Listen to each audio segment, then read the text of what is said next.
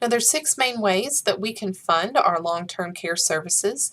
That can be through Medicare, Medicaid. That can be through Title III of the Older Americans Act.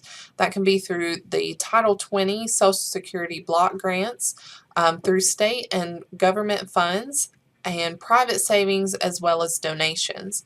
Now, through Medicare Part A, will cover things like nursing home, SNF units or skilled nursing facilities, hospice, and home health services. And when we look at Title III of the Older Americans Act, Title III will work to fund community-based or in-house services for our older adult population.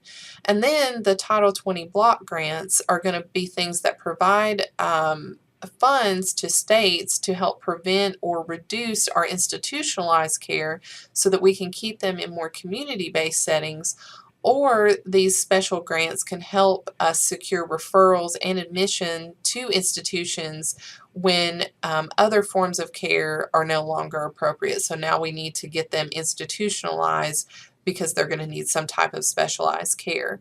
Now, state and local government funds have drawdowns that you can tap into to help pay for long-term care services, and individuals can also use their private savings or purchase something like long-term care insurance that you can start paying into, and it works just like insurance. When the time comes and you need it, it will help to pay for long-term care services. And facilities, long-term care facilities, also accept donations in some cases to help pay for services for their patients. Now let's talk about the difference between licensing and certification for facilities, because these terms are often used interchangeably and they are quite different. So licensing, you have to have a license to operate the facility, and that license is issued by your individual state. So because it is issued at the state level, the standards for licensure are going to vary from state to state overall. Now, there is one exception to this rule, and that is called the Life Safety Code. This is a national standard that has to be met by all facilities seeking licensure. Now, the state health department has the primary oversight responsibility for licensure, and they assure compliance with the standards through yearly inspections of the facilities. Now, not all facilities have to seek certification. Non-certified facilities are only allowed to admit your private pay patients, but if your facility wants to admit patients who are on public assistance, you have to be certified by the Center for Medicare and Medicaid Services.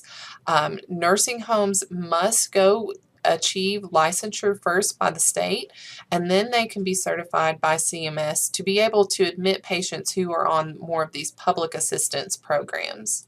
So just to review, 6 main ways to fund long-term care services. You can fund that through Medicare, you can fund that through Title III or Title 20 block grants. State and local government funds are available, as well as your own private savings and donations. And while every facility that operates as a long-term care facility must have some type of licensure, certification is not always required, but do remember that if you are a non-certified facility, you can only admit private pay patients into your facility. So the key points to pick up on here are there are 2 main types of settings where we find long-term care services being offered, and that is the community-based setting or the institutionalized long-term care setting.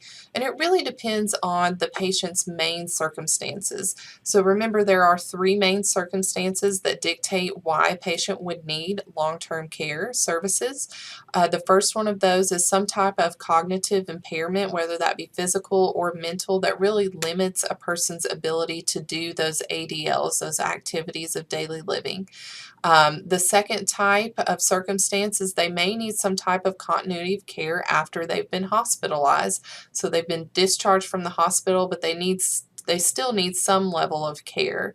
Or the third type of main circumstance is that a patient may just need care in some type of specialized environment.